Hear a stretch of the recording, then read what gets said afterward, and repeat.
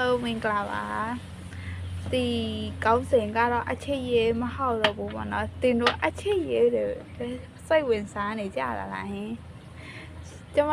အချစ်ရေးပြီးတင်တွေပဲလူကြည့်များတယ်ဒီပြီးတင်ကကြတော့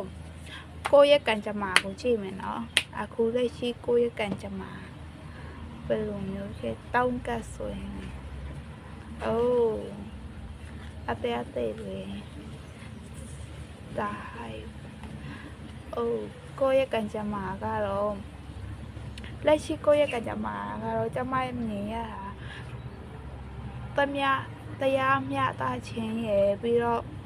ငွေကြေးကံကောင်းမှုရယ်မြင်ပါတယ်ဥပမာတင်ကအလောက်ပြောင်းချင်တဲ့သူတွေဆိုရအလောက်ပြောင်းဖို့ရမယ်ပြီးရင်ဆရာသမားရယ်အလောက်ရှင်